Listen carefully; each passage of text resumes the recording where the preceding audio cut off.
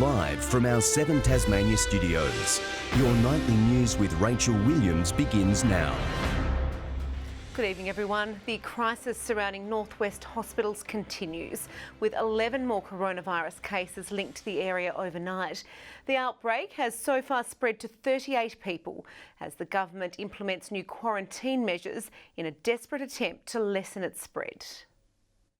A small community, the subject of a major public health response. The Northwest, the epicentre of Tasmania's coronavirus outbreak. It's important to not underestimate the impact that this outbreak is having on the clinical community and on the wider community in the Northwest. Overnight, the confirmation of 11 new cases, all linked to that outbreak, bringing the total for the area to 38. The cases include healthcare workers, patients and their close contacts. This is a substantial outbreak. It is currently confined to people with close links to the hospital, but Burnie is a very well-connected community, and hospitals and healthcare workers are very central and connected people within the community. As control of the virus slips through their fingers, authorities scramble to gain the upper hand. An outbreak management team taking operational control of the Northwest Private Hospital as of yesterday, implementing a tracing and tracking regime. To date, we have no evidence of community transmission beyond the hospital outbreak.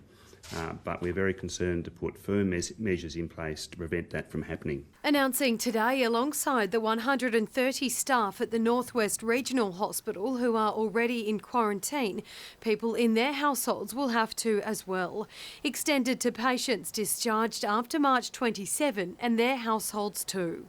I want to stress that these are further measures that we're taking that are precautionary because we want to protect the Northwest community. To try and reduce the likelihood that anyone who's a household member with minimal symptoms or even no symptoms moves into the community and passes the infection on.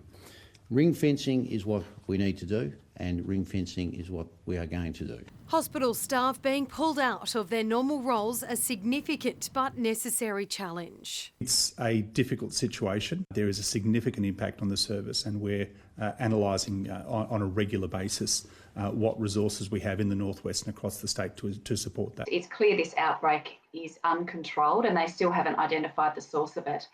The most important thing the government can do now is increase the testing and broaden it and increase the frequency of it. Testing to be intensified in Burnie every day. Up to 200 are being completed. So far, more than 4,100 tests have been carried out in Tasmania. Across the state, there's 70 active cases of coronavirus. 52 people have recovered. But as the numbers rise, the warnings remain the same. So that's all the social distancing measures and the restrictions on movement. And I'd remind people that that actually applies in your workplaces as well as when you might be walking the dog. All but begging Tasmanians to adhere to the rules. Louise Huber, 7 Tasmania News. Police have focused much of their attention on holiday hotspots, ensuring people are complying with the COVID-19 restrictions. Several people have been charged since the beginning of the Easter break, as the Premier hints at further lockdowns of retail stores. From the air, police scope out anyone ignoring health directions. Swanwick near Coles Bay, a hotspot usually heaving with hundreds of Easter holidayers, today totally deserted. Despite the aerial surveillance, some still tried their luck. A suspected restriction dodger spotted at a secluded campsite at Low Head. The message from police, there's nowhere to hide. By now, everyone knows the directions. Everyone knows that they should be abiding by them. In the past 24 hours alone, authorities have intercepted close to 90 cars to check they're doing the right thing. We've warned about 20 people to return to their primary residence. Shack owners firmly in the sights of law enforcement. If you are in those areas, expect to be stopped, expect to be spoken to by police. 4 people have also been charged with coronavirus breaches as well as other offences. Today, the Bruny Island ferry was practically empty, a sign the public is getting the message. The majority of Tasmanians are heeding the warning and they're staying at home to save lives. Supermarkets like West Hobart's Hill Street grocer have adopted new cleaning protocols to protect customers and keep their doors open. But as the number of cases rise, stricter restrictions on retail stores could soon be on the cards. At this stage, we don't have a hard lockdown on retail, but if that were recommended, then I would do it as well. Garth Burley, 7 Tasmania News. A young woman involved in a crash in Mornington a fortnight ago has died at the Royal Hobart Hospital. Tasmania Police today confirming the 19-year-old from Warrane was a passenger in the vehicle being driven by a 21-year-old man when it crashed into a tree on the side of the Tasman Highway on March 25. The driver remains in a critical condition in hospital. Welfare groups are concerned Tasmanians could be slipping into dangerous drinking habits amid the uncertain times.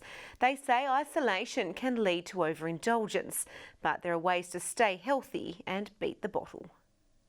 First, it was toilet paper, then rice and pasta.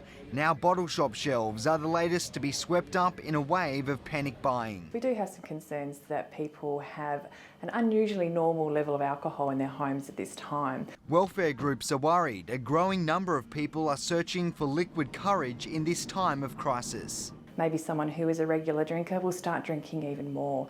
Those that may have had problematic issues with drinking may relapse. Latest figures have revealed a huge spike in alcohol sales, and while a tipple may be a good thing in moderation, it could lead some down a dangerous path.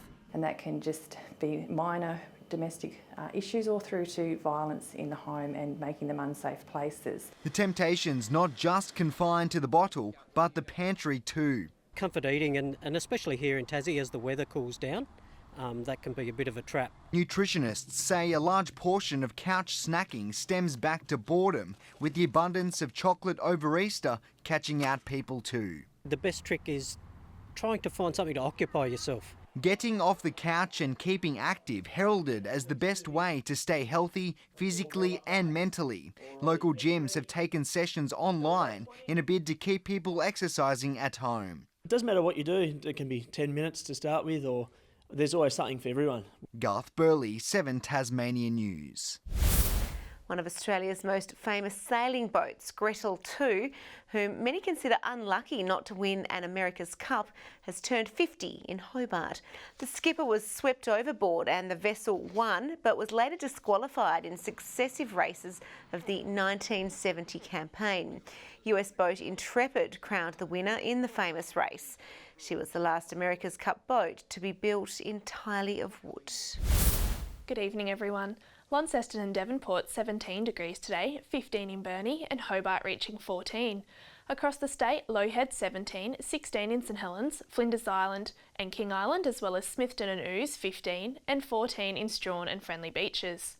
A band of low-level cloud covered the state today with more cloud over the south and west, while thunderstorms are seen in the far northeast. Across Australia, frontal cloud bands lie over the Tasman Sea and to the southwest of Western Australia. Afternoon storms are lying over the top end of the country, while the rest is mostly cloud-free. Tomorrow's chart shows a high over South Australia extending over most of the country. Weak troughs lie along the north, east and west coasts. Southwesterly winds 20 to 30 knots tomorrow, although 15 to 25 knots in the northwest and west. And there is a gale warning current for lower eastern and southeastern coastal waters from Wineglass Bay to Southeast Cape for southerly winds. A strong wind warning is also current for remaining northern, eastern and southern coastal waters, including the Channel, Storm Bay and Frederick and Norfolk Bays. A warning is also current to sheep graziers for parts of the Midlands and the southeast districts. Taking a look at the Easter Sunday forecast now, Hobart and Richmond 16, showers and 15 in Ouse. Partly cloudy and 18 in Launceston, Devonport 17 and 16 in Deloraine. Burnie 16, showers and 15 in Strawn and Curry. And in the east, St Helens 19 and Swansea and Strawn 17 and partly cloudy. Looking on to Easter Monday now, showers about the west, central parts and the far south, easing in the evening. Showers on Tuesday, although little about the east. And on Wednesday, showers mainly about the western and central districts. Cloudy in Perth tomorrow, Adelaide 19, sunny in Canberra and Sydney and 27 in Brisbane. And currently Hobart mostly cloudy and 12 degrees, Launceston mostly clear and 13, and clear and 12 in Devonport. And Rach, it looks like it's going to be a nice day tomorrow for Easter. It certainly does indeed. I hope you have a lovely day. Thanks for that, Chelsea.